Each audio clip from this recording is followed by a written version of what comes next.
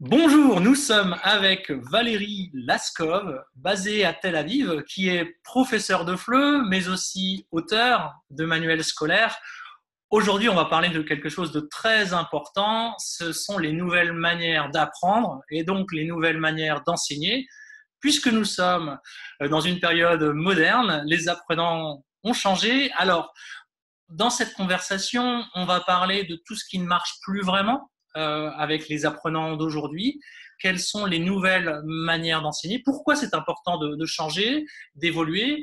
Et sans doute, on va proposer des activités à mettre en place en classe de FLE. D'accord.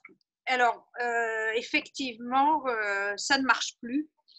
Et on s'en rend compte quand on écoute les discours passéistes sur les élèves qui ne veulent pas étudier, qui ne s'intéressent à rien. Et c'est vrai que nous avons affaire à une nouvelle génération qui fonctionne tout à fait différemment des précédentes et évidemment des nôtres.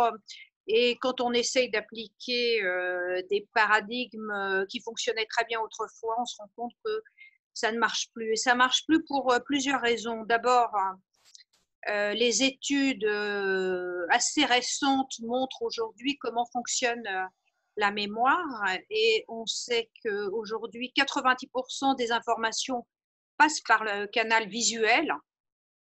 Et puis, on sait aussi qu'on ne retient que 10% de ce qu'on lit et 20% de ce qu'on entend. Si on a la chance de pouvoir lire et entendre en même temps, on passe à 50%. D'où évidemment l'intérêt de passer par les films et les capsules vidéo ou les vidéos. En revanche, on sait qu'on retient 90% de ce que nous disons et de ce que nous faisons. Et ça, c'est un point très important parce que on touche là l'autre raison qui est la raison principale pour laquelle nous ne pouvons plus continuer à enseigner comme autrefois, c'est que avec Internet, le temps de la transmission verticale est tout à fait périmé. Notre travail ne consiste plus, je dirais, à enseigner le féminin des adjectifs, mais à savoir ce qu'on peut faire avec ce savoir-là. Alors, tant qu'on va continuer à enseigner comme au bon vieux temps, évidemment, ça ne marchera plus puisque nos élèves ne comprennent pas l'intérêt d'enseigner comme avant. Alors, qu'est-ce qui marche? On est obligé d'aller vers de nouvelles méthodes qui sont évidemment je dirais, récréatives et aussi interactives parce qu'on est obligé d'avoir du plaisir et que si nos élèves n'ont pas de plaisir, ils n'ont pas envie d'étudier. Et comme je viens de l'expliquer, l'interaction, c'est la clé de la réussite. Et grâce à cette interaction, ça permet de mobiliser la créativité de nos élèves et donc ça devient, ils sont acteurs, co-acteurs, je dirais, d'un phénomène, une espèce d'innovation qui va leur permettre de mieux apprendre. Et comme je l'ai expliqué tout à l'heure, donc on apprend surtout par la vue. Donc il va falloir essentiellement mettre en place des activités qui sont visuelles. Alors nos élèves, eux, vivent avec le portable et nous aussi en vérité. Donc il est inimaginable de faire comme si ça n'existait pas. Donc, nous allons aller là où ils sont, et là où ils sont, c'est avec leur portable, sur les réseaux sociaux, et c'est là qu'on va devoir intervenir et leur apprendre à travailler ensemble, parce qu'en fait, c'est la compétence du XXIe siècle que les employeurs, les futurs employeurs attendent. Les connaissances pour un monde dont on ignore ce qu'il sera n'intéressent en vérité plus personne. Alors, je voudrais vous proposer quelques activités qui montrent comment on va mettre en place finalement, par exemple pour travailler le lexique, un travail qui est à la fois collaboratif et ludique. Alors, tout le monde, je crois, connaît Quizlet ou Kahoot. Ce sont des applications qui permettent, avec des flashcards, de revoir le vocabulaire ou d'apprendre le vocabulaire. Moi, je voudrais parler de Quizlet Live, qui est un jeu, mais qui a comme avantage d'être un jeu de collaboration, c'est-à-dire c'est en équipe que les enfants ou les élèves ou les ados travaillent ensemble. La réponse est dispatchée sur les différents téléphones et c'est en groupe qu'ils doivent décider où se trouve la réponse. Donc c'est un très bon jeu, très gai, il y a de la musique, ça marche très très bien, c'est une façon super rapide, super efficace d'acquérir du vocabulaire ou de le revoir. L'autre application que je trouve très efficace, c'est Taxedo. Taxedo, c'est une application pour faire des nuages de mots.